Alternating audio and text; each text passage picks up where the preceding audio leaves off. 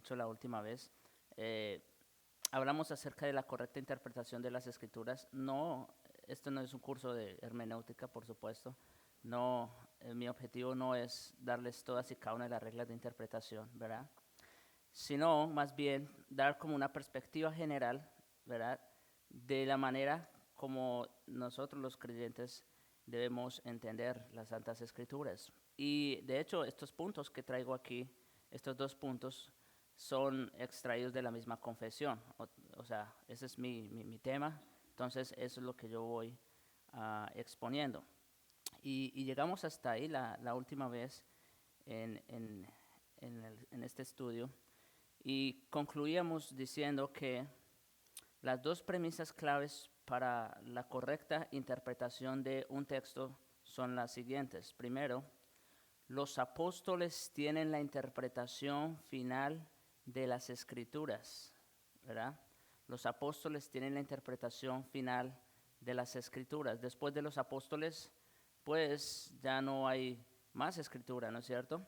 Y si no hay más escritura y las escrituras se interpretan por sí mismas, entonces ¿quién más las puede interpretar? Sino ellos mismos, los últimos escritores. Acordándonos de ese texto de Pedro, ¿no? Que ninguna de la profecía de la escritura es de interpretación privada. Es decir, no, nadie o sea, bueno, muchas personas lo hacen, pero el punto es que no debería ser que muchas personas vayan a las escrituras para imponer sus ideas, ¿no es cierto? O para dar su criterio, su opinión respecto a lo que dice el texto. No, esa no es la manera correcta de entender las escrituras, sino que las mismas escrituras dan su propia interpretación. Y en ese sentido tenemos que decir que los últimos autores de las escrituras son quienes dieron esa interpretación final pues, valga la redundancia, a las mismas escrituras. Por lo tanto, ellos son la doctrina. Eso es importante. Por lo tanto, ellos son la doctrina. Lo que ellos dicen, como son la interpretación final de todo escrito, entonces nosotros creemos lo que ellos creyeron. Ese es el punto. Nosotros creemos lo que los apóstoles creyeron. ¿Por qué? Porque ellos son la doctrina. Ellos, de una manera mucho más clara y contundente, nos enseñan el significado de todo lo que las escrituras habían dicho anteriormente. Cómo entendemos el Antiguo Testamento, cómo entendemos los pactos, cómo entendemos los sacrificios, cómo entendemos las profecías, la poesía, las mismas palabras de Cristo. ¿Cómo las entendemos? A la luz de lo que los apóstoles nos dijeron. Y ahí vimos ese texto de Mateo 13, donde nuestro Señor Jesucristo, de una manera clara, deja saber que los misterios del reino les fueron revelados a quienes, a los apóstoles únicamente. Por lo tanto, si es a los apóstoles a quienes se les dio saber los misterios del reino y esa revelación final y completa, ellos son entonces los que tienen que decirnos lo que debemos creer como iglesia. Ok, entonces esa es una premisa que va sobre las reglas de interpretación, sobre todas las demás. Y la segunda, y no menos importante, es que necesitamos al Espíritu Santo para tener la mente de Cristo e interpretar correctamente las Escrituras. Sí. En la confesión, a ver, tenemos esto.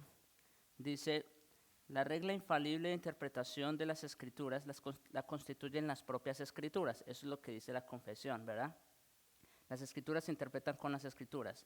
Por consiguiente, cuando surge una duda al respecto al verdadero y pleno sentido de cualquier pasaje bíblico, que no es múltiple sino único, este debe buscarse en otros pasajes que se expresen con más claridad. Eso es todo lo que dice la confesión, ¿verdad? Y acordémonos también, porque la doctrina de los bautistas reformados, también vamos a decir, ha extraído gran parte de su teología de los presbiterianos, ¿no es cierto? Entonces, muchas de las cosas, la mayoría de las cosas que tenemos en nuestra confesión coinciden con la confesión de Westminster, que es la confesión de los presbiterianos.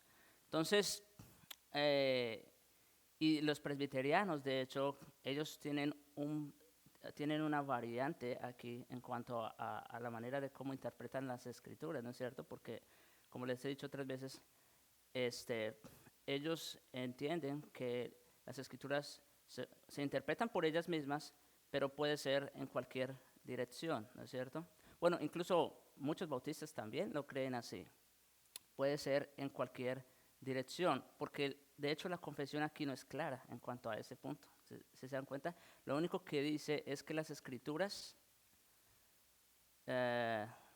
constituyen, a ver, la regla infalible de interpretación de las escrituras la constituyen las propias escrituras, ¿verdad? Eso todos los reformados lo afirman, ¿no es cierto? Y lo creen, pero no de manera puntual como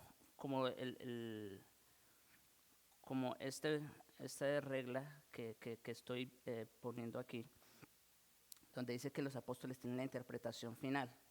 Entonces, eso no lo afirma explícitamente la confesión de fe, pero obviamente esto es basado también en los estudios de muchos otros hermanos, ¿no es cierto? Pastores también, a quienes el Señor ha dado más luz en cuanto a esto. Y nosotros aquí como iglesia también sabemos, ya lo hemos visto muchas veces, hemos visto los textos también, ¿verdad? Que nos dejan saber que definitivamente la palabra final está en mano de los apóstoles, ¿no es cierto? Cuando la confesión dice, de hecho, que cuando surge una duda respecto al verdadero y pleno sentido de cualquier pasaje bíblico, debe buscarse en otros pasajes que se expresen con más claridad. Nuestro sentido común santificado, como también vimos eso hace varios domingos, nuestro sentido común santificado, y no solo eso, sino las mismas escrituras, nos deben llevar o nos deben sugerir que quiénes son los que expresan con más claridad las verdades bíblicas. Los profetas, Moisés, David. ¿Quiénes son los que expresan con más claridad las verdades bíblicas? ¿Nuestro Señor Jesucristo? Bueno, ni siquiera nuestro Señor Jesucristo. Porque otra vez, muchos le escuchaban y no le entendían. Y Cristo por eso les dice a los apóstoles, para que viendo no vean y para que oyendo no oigan, ni crean, ni sean salvos. Entonces, ni siquiera Cristo mismo, con todo y ser el maestro de los maestros, ¿no es cierto?, habló tan claro. Él habló mucho en parábolas, en alegorías, ustedes saben, ¿no es cierto? Y entonces, ¿cómo entendemos todas esas palabras? ¿A la luz de quién? ¿O quiénes, como dice aquí la confesión, cuáles serían esos pasajes que expresan con más claridad una verdad? Los apóstoles. Cuando los apóstoles hacen una afirmación, eso es, ¿sí? Entonces, por ejemplo, dice, no, bueno, eso lo dice en un salmo, pero vamos a decir, Pablo dice, justificados pues por la fe, tenemos paz para con Dios. ¿Qué interpretación tenemos que darle a ese texto? ¿Está claro? ¿Cuál es el único medio para ser justificados delante de Dios? La fe. ¿La fe en quién? En la persona y obra de Jesucristo. Está claro. Ahí no tenemos que buscar, ir a otros textos para saber qué es lo que Pablo quiere decir ahí, ¿no es cierto? Pero y vimos también un caso aquí, como dice ahí, el ejemplo del buey, y pudiéramos así citar muchos otros casos. Para nosotros, ¿qué sentido tiene no pondrás voz al buey que trilla? O sea, si para nosotros fuera literal eso, ¿qué significado tendría eso? ¿No es cierto? Pero entonces venimos al Nuevo Testamento y entonces Pablo ya nos explica de qué se trata todo eso. Y Pablo se vale tanto de esa referencia de Deuteronomio como de unas palabras de Cristo. para darle el verdadero significado a ese texto. Eso se refiere al doble honor de los pastores que trabajan sobre todo en la predicación. Entonces, como digo, la confesión no es, vamos a decir, lo suficientemente clara, y tenemos que decirlo sin ninguna, vamos a decir, sin ninguna vergüenza o sin ningún, de que la confesión, al final de cuentas, es que es un escrito de hombres, ¿no es cierto? No es infalible. La única infalible inerrante, ¿no es cierto? Suficientes son las Santas Escrituras. Y a ellas, como hemos dicho todo este tiempo, a ellas es que apelamos en toda discusión, ¿no es cierto? De manera que aún la misma confesión puede tener algunos errores, ¿no es cierto? Pero bueno, eso vamos a irlo viendo. Y como digo, estas dos premisas que tengo aquí no están explícitamente en la confesión, pero otra vez, ¿verdad?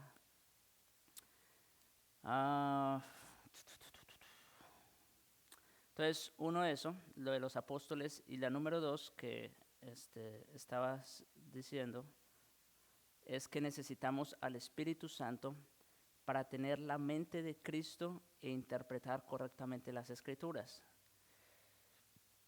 Como dice Pablo, la mente natural no entiende las cosas que son del Espíritu de Dios. Porque son locura. ¿Y por qué no las puede entender, no es cierto? Pues porque se han de discernir espiritualmente. Una persona puede venir a la Biblia y leerla bajo su propio criterio, vamos a decir. Y va a encontrar cosas muy buenas. Le van a dar cierta sabiduría, por supuesto que sí. Pero eso es todo. No van a entender el verdadero significado y propósito de este libro, ¿no es cierto? Van a saberse muchas historias de la Biblia. Uno a veces habla con personas incrédulas. Apenas nos pasó eso con un señor en un dealer. Se puso a hablarnos de la Biblia. O sea, conocía la Biblia, ¿verdad?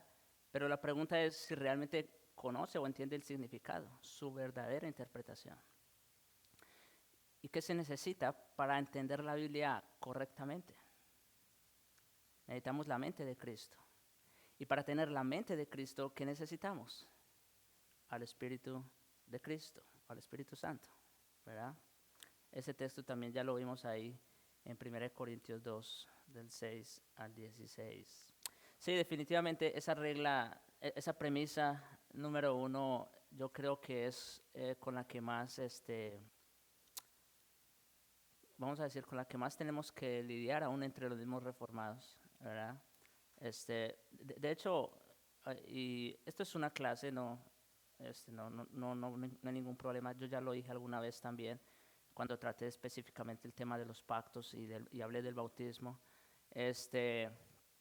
Pero aprovecho aquí porque creo que me da lugar para eso, que la razón precisamente por la que los hermanos presbiterianos, ellos siguen bautizando niños el día de hoy, es precisamente porque no toman en cuenta esta premisa. ¿Verdad? Como digo, ellos lo ven en cualquier dirección. A veces lo interpreta el nuevo, a veces lo interpreta el antiguo. Y entonces, en ese caso específico, en el tema de los pactos y el tema del bautismo, ellos lo ven al contrario. El Antiguo Testamento es el que va a definir si debo o no bautizar infantes. ¿Sí se dan cuenta? ¿Pero es por qué? Es porque ellos no toman en cuenta esta premisa, número uno. Ajá. Exacto, ya tienen un prejuicio. Y uno se sorprende porque como hemos dicho, son hermanos muy queridos, muy amados, con gran conocimiento más que el de nosotros, pero como en alguna manera, ¿no? En alguna manera no se les ha revelado como esta porción, esta parte en la manera de entender las escrituras, el orden que las mismas escrituras establecen. Eso es algo interesante, pero bueno, otra vez, de ahí han salido los más grandes teólogos que nosotros conocemos al día de hoy.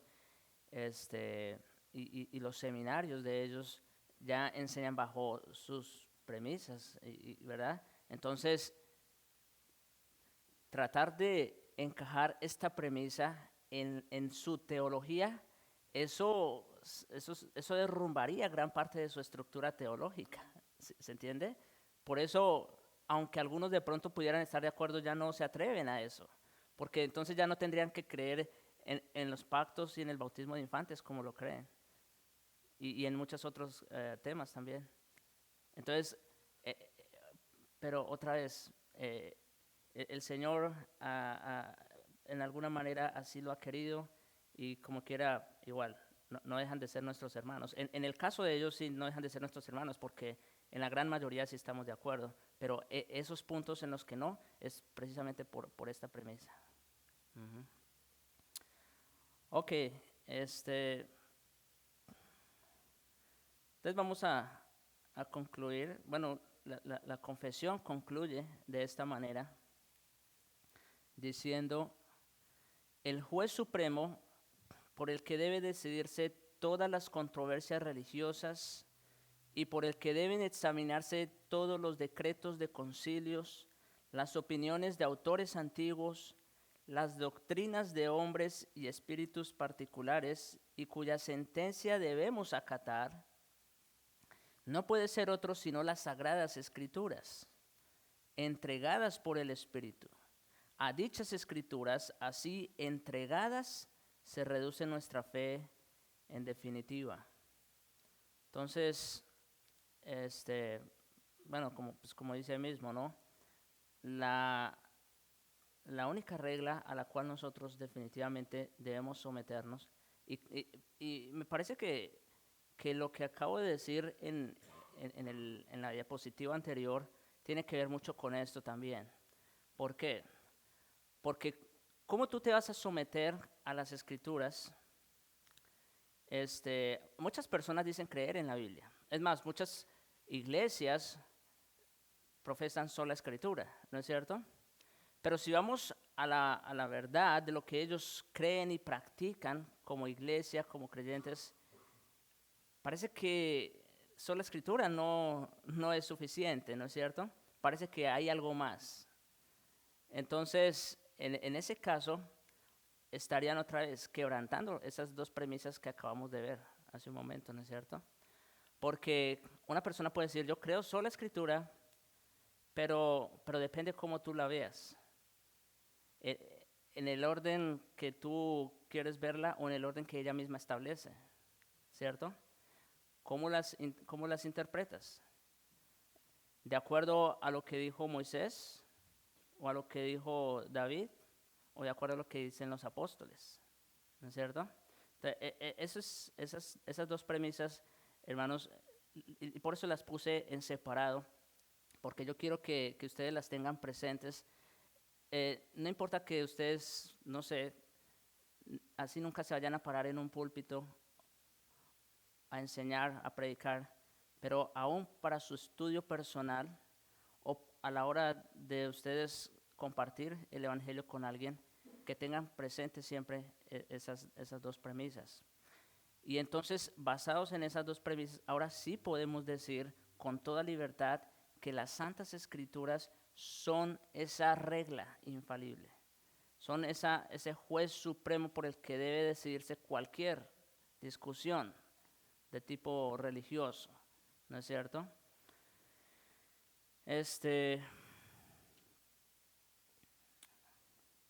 Miremos aquí unos cuantos textos que tenemos anotados relacionados con este punto también. Mateo capítulo 22 es uno de ellos. Nuestro Señor Jesucristo. Mateo 22, versículos 23.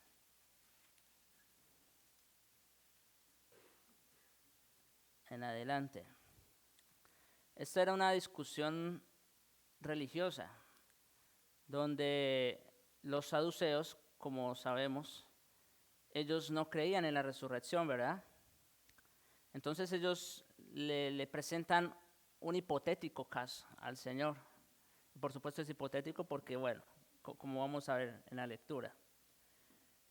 Dice, aquel día vinieron a él los saduceos que dicen que no hay resurrección y le preguntaron, diciendo, Maestro, Moisés dijo, y escuchen en dónde se basaron ellos para sacar su interpretación. Dice, Moisés dijo, si alguno muriere sin hijos, su hermano se casará con su mujer y levantará descendencia a su hermano. Hubo pues entre nosotros 7 hermanos. El primero se casó y murió y no teniendo descendencia dejó a su mujer a su hermano. De la misma manera también el segundo y el tercero, hasta el séptimo. Como digo, eso no es que haya pasado precisamente, sino que ellos lo estaban planteando de esa manera. Y después de todos murió también la mujer. En la resurrección, pues, ¿de cuál de los 7 será ella mujer, ya que todos la tuvieron? También queriendo tentar al Señor, sin duda alguna, ¿no es cierto? Entonces respondiendo Jesús les dijo, erráis ignorando las Escrituras y el poder de Dios. Noten lo que les dice el Señor, erráis. O sea, se equivocan en su manera de pensar y de ver las cosas, ignorando 2 cosas, las Escrituras por un lado y el poder de Dios. Porque en la resurrección ni se casarán ni se darán en casamiento, sino que serán como los ángeles de Dios en el cielo. Ellos pensaban que, bueno, por supuesto, como digo, ellos no creían en la resurrección y ese fue solo un argumento para decirle al Señor, a ver qué nos va a responder aquí, ¿no es cierto? Pero ellos ignoraban la Escritura y el poder de Dios, y Cristo les está aclarando exactamente qué es lo que va a pasar. Miren, después de la resurrección, ya no va a ser como aquí. Ya no van a ser esposos, en otras palabras. Todos vamos a ser hermanos de Cristo. Serán como los ángeles de Dios en el cielo. Pero respecto a la resurrección de los muertos, ¿no habéis leído lo que os fue dicho por Dios cuando dijo, escuchen, yo soy el Dios de Abraham, el Dios de Isaac y el Dios de Jacob? Dios no es Dios de muertos, sino de vivos. Wow. Entonces, noten cómo ellos toman un pasaje de la Escritura, lo malinterpretan. Ellos solamente tomaron así, tal cual, la ley de Moisés para contradecirle al Señor en cuanto a la resurrección. Y Cristo entonces les responde 2 cosas. 1, ignoran el poder de Dios, porque en la resurrección ni se casarán ni se harán en casamiento. Y 2, ignoran las Escrituras, porque también se les olvida que hay otro texto de las Escrituras en el cual Dios dice esto. Así que Dios no es Dios de muertos, sino de vivos. Pregunta, ¿qué definió aquí la discusión acerca de la resurrección? Bueno, las mismas Escrituras, pero con la debida y correcta interpretación, ¿no es cierto? Cristo le dio la interpretación correcta, no como los saduceos lo estaban haciendo. Ahora, vamos a Hechos,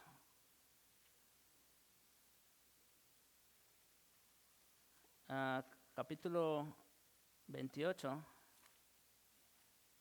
Este ya es un caso del apóstol Pablo.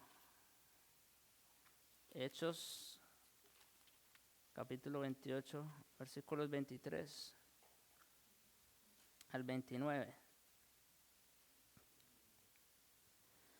Y habiéndoles señalado un día, vinieron a él muchos a la posada, a los cuales les declaraba y les testificaba el reino de Dios desde la mañana hasta la tarde, persuadiéndoles acerca de Jesús tanto por la ley de Moisés como por los profetas. Pues esa era la escritura que ellos tenían en ese momento, ¿verdad? a Moisés y a los profetas.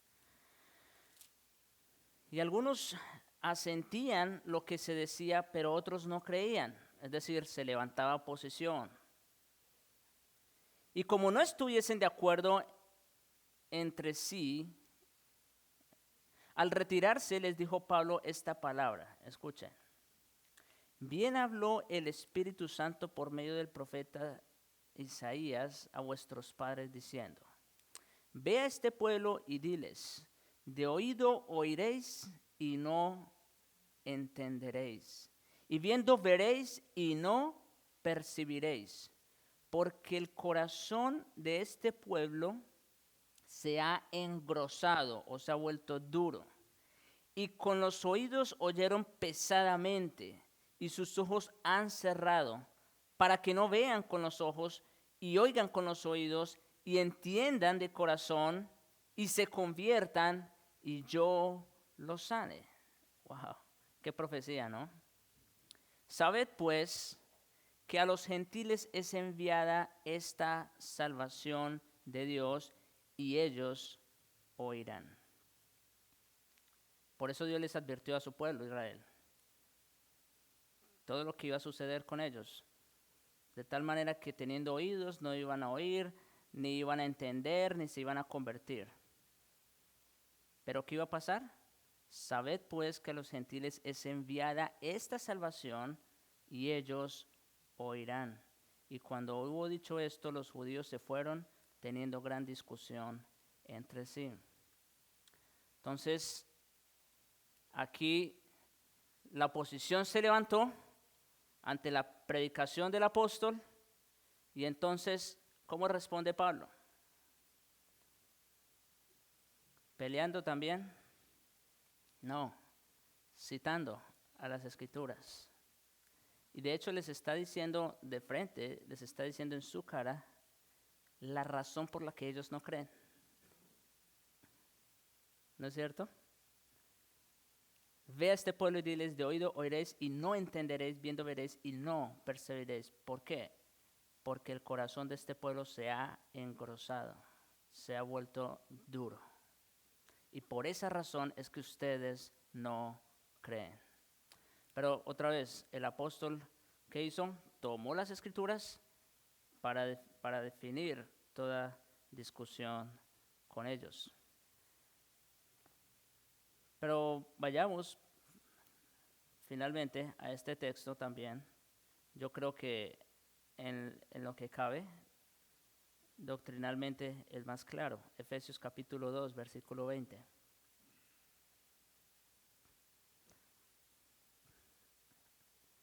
También debiéramos preguntar qué hacen nuestros hermanos con versículos como este, por ejemplo. Dice, edificados sobre el fundamento de los apóstoles y profetas, siendo la principal piedra del ángulo Jesucristo mismo. ¿En dónde está basada, fundamentada nuestra fe, nuestra doctrina? ¿En la doctrina de quién? De los apóstoles. Claro, el centro, por supuesto, es Cristo. El centro de esa doctrina. Pero, ¿a quiénes nosotros debemos apelar para nuestra edificación y para resolver cualquier duda que tengamos, cualquier discusión que haya? A la doctrina apostólica. Otra vez, a ellos les fue concedido saber los misterios, los secretos del reino de los cielos. Bien, hermanos, entonces esta es la conclusión a la que podemos llegar respecto al tema de las Sagradas Escrituras. Ellas son las que definen nuestra fe, ellas son las que definen nuestra conducta, ellas son las que definen nuestra doctrina, son las que nos definen a nosotros como creyentes y como iglesia de Cristo. Ellas son nuestra autoridad suprema, única, infalible, inerrante, suficiente, ¿verdad? A la cual nosotros debemos apelar siempre. Ellas son toda todo verdad, sin error. ¿Recuerdan ustedes cuando pasamos por aquí, no? Hablamos de la preservación de las Santas Escrituras, ¿verdad? Y hablamos que habían dos hipótesis o dos líneas en cuanto a la preservación del texto. Está la posición número uno, que es la hipótesis de la preservación constante en el tiempo, ¿no es cierto? Es decir, que el texto sagrado básicamente se mantuvo el mismo, siempre, a lo largo de la historia. Fue guardado y preservado por Dios a lo largo de los siglos. Es lo que se conoce, como hemos dicho otras veces, el texto recibido, ¿no es cierto? Que la iglesia ha mantenido siempre. Entonces, eso es uno, la posición número uno, una preservación constante, sin interrupciones. Pero la posición número dos es la hipótesis de la preservación interrumpida en el tiempo. Y la gráfica lo expresa claramente, ¿no es cierto? Esa interrupción que hubo con esa recensión. Bueno, que los teólogos, Westcott y Hort sugieren, ¿no? No que haya sido así. Ellos suponen que hubo una recensión en el siglo IV con Luciano, quien ellos, según ellos afirman, que él mezcló el texto recibido con otros manuscritos, ¿no es cierto? Y entonces en esa recensión, entonces vamos a decir, perdió calidad lo que era el texto sagrado. ¿Hasta cuándo? Hasta el siglo XIX, cuando vienen ellos, ¿no es cierto? Según, no sé, más iluminados y con nueva revelación también por los rollos del Mar Muerto que encontraron y todo esto. Entonces ellos dicen, mire, este es el texto más puro. Entonces, básicamente las dos corrientes que tenemos el día de hoy en cuanto a las escrituras es esa. Uno, la preservación constante o el texto recibido, que para nosotros sería la Reina Valera, y otro sería la preservación interrumpida o lo que se conoce como el texto crítico. Y para nosotros, en nuestro idioma, de hecho ahí es donde está la gran mayoría de las versiones. Ahí está la nueva versión internacional, ahí está gran parte de las Américas, está muchas otras, Dios habla hoy, y bueno, las versiones católicas, en fin. Entonces el punto es, esas son las dos únicas posiciones que hay. Está la constante, la que Dios guardó y preservó siempre, o la interrumpida. Entonces, y nosotros, ¿verdad? Llegamos a una conclusión. ¿Cuál de las dos posiciones o cuál de las dos corrientes están más de acuerdo, ¿no es cierto?, con las mismas escrituras y con el carácter de Dios, ¿verdad? Y quiero citar otra vez esto porque me parece que es importante, esta conclusión que sacamos en aquella oportunidad. ¿Cuáles de estas dos hipótesis se encuadra mejor con el criterio bíblico? Y mire lo que dice. La conexión entre la inspiración y la preservación es la más fuerte posible. Es Dios mismo actuando a través de su providencia. El que inspiró las escrituras es el mismo que las ha preservado y las preservará para siempre. ¿Eso está de acuerdo con cuál de las dos posiciones? ¿Con la 1 o con la 2? Con la 1, ¿verdad? Y luego sigue diciendo, Él es uno, hablando de Dios. Aquí ya está hablando del carácter de Dios y la naturaleza de Dios. Él es uno, autoconsistente, eterno, inmutable, la verdad misma, omnisciente, omnipotente y omnipresente. Como su naturaleza consiste en sus atributos esenciales, por ende, sus decretos eternos son comunicados y llevados a cabo a través de las obras de creación y su providencia. Todo es suyo, por lo tanto, todas sus obras, aunque diferentes entre sí, son consistentemente una sola, incluyendo su obra providencial de inspirar y preservar las Santas Escrituras. Entonces la pregunta aquí es, ¿cuál de las dos líneas o corrientes están más de acuerdo con la naturaleza y el carácter de Dios? Decíamos en aquella oportunidad, ¿recuerdan? ¿Cuál de las dos está más de acuerdo con el carácter? Dios es un Dios inmutable, eterno, omnipresente, omnipotente. ¿Cuál de las dos está más de acuerdo con el carácter y la naturaleza de Dios? Sin lugar a dudas, dijimos que la posición número 1, la posición de que Dios ha preservado y guardado su palabra a través de los siglos, ¿no es cierto? En la otra posición pareciera sugerir como si Dios en alguna manera, ¿no es cierto?, ha dejado que durante siglos, durante más de 10 siglos, pareciera que Dios hubiera dejado que su palabra se hubiera contaminado, como sugieren Westcott y Hoare, ¿no es cierto?, con otros manuscritos. Pero si ese es el caso, entonces tenemos que creer que la Biblia en realidad fueron como 15, no, menos, unos 12 siglos. Entonces tenemos que decir que la iglesia o que los creyentes verdaderos entonces tuvieron una versión de la Biblia que no era tan confiable, ¿no es cierto? Y creo que ese no puede ser el caso pensando en Dios. Uno de los textos, bueno, esto aplica tanto para la historia como para la historia del dogma o de las escrituras. Por ejemplo, cuando Dios dice cuando Cristo dice que Él va a estar todos los días, ¿no es cierto?, con su iglesia hasta el fin del mundo. Ahora, Él no dice, voy a estar con ustedes, ¿verdad?, por un tiempo y vuelvo. No, voy a estar con ustedes cuando todos los días, siempre, a través de las edades.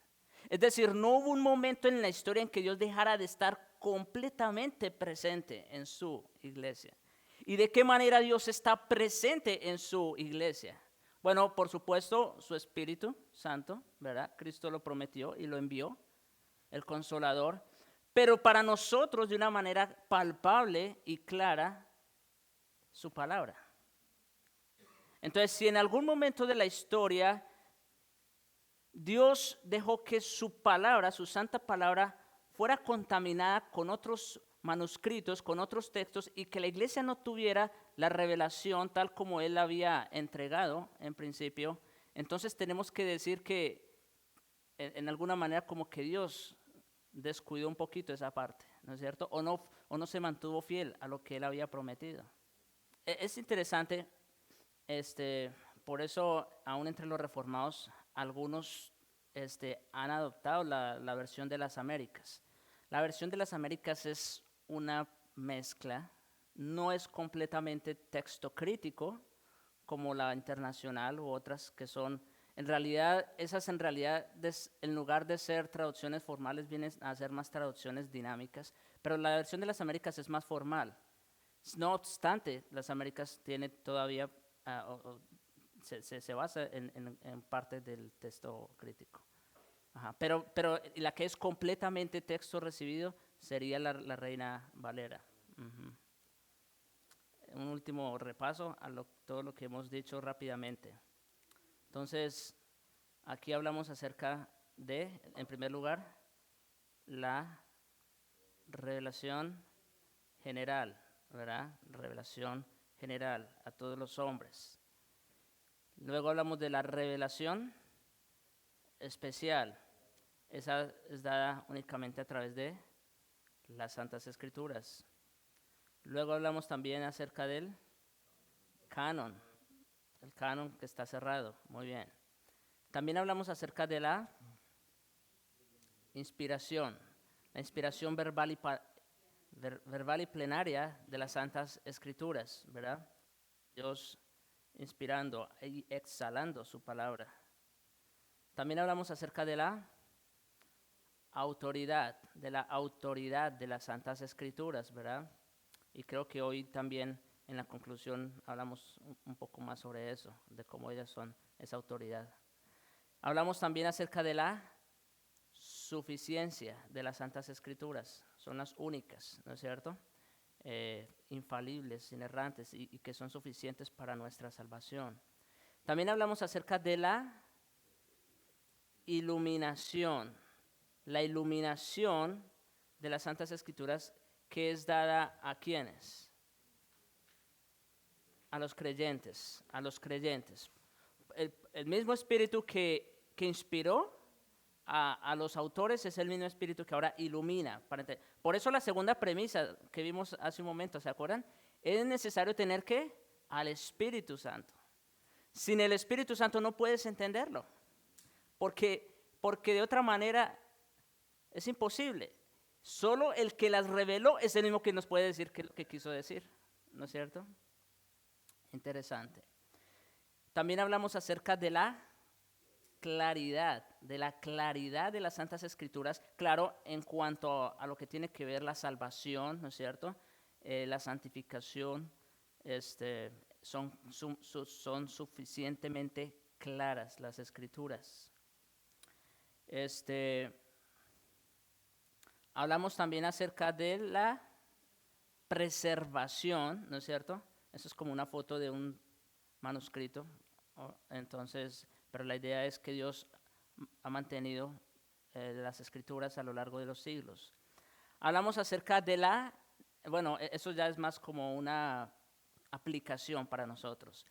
La necesidad, ¿no es cierto?